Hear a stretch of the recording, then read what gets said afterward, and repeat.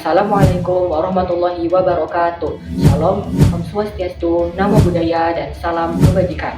Halo Sobat Literasi, saya Fatan Al-Farizi dari SMP IT Amanah Kota Sungai Penuh. Pada kesempatan kali ini, saya akan meresensikan sebuah buku koleksi dari perpustakaan daerah Kota Sungai Penuh dengan judul Menanti Takdir Anak Ketiga Sang Tuan Tanah, ulasan dari buku yang berjudul Panggilan Rasul.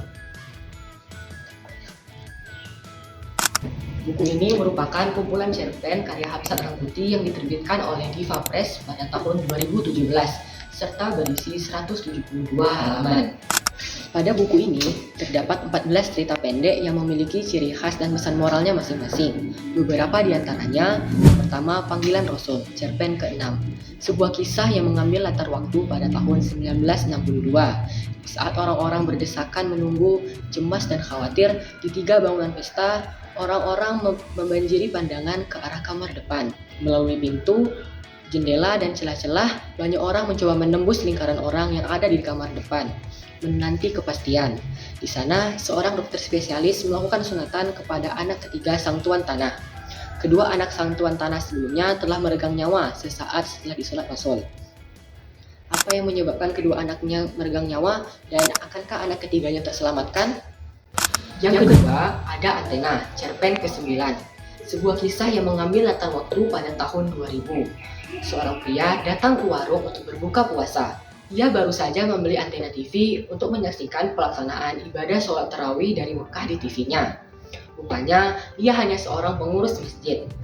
Ia bercerita pada suatu senja, seorang pria datang menghampirinya dan mengatakan, "Bapak mau melaksanakan ibadah haji ke Mekah?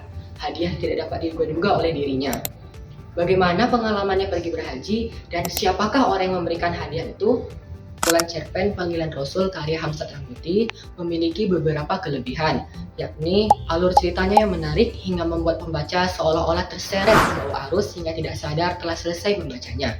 Selain dari alur ceritanya yang menarik, buku ini memiliki pesan moral yang dapat diserap oleh pembaca, yakni pada cerpen Athena yang mengisahkan tentang ketetapan Tuhan tidak memandang kasta dan status sosial. Dan buku ini memiliki kekurangan.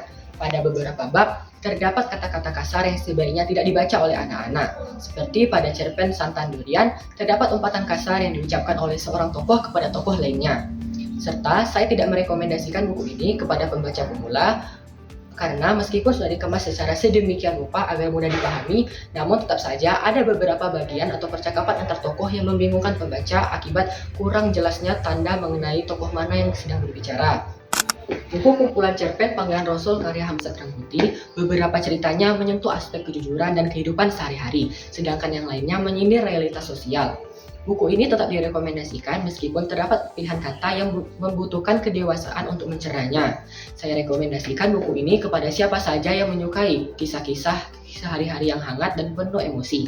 Serta saya merekomendasikan buku ini kepada remaja akhir dan dewasa yang ingin menikmati karya sastra yang jujur, kritis, dan penuh pesan moral.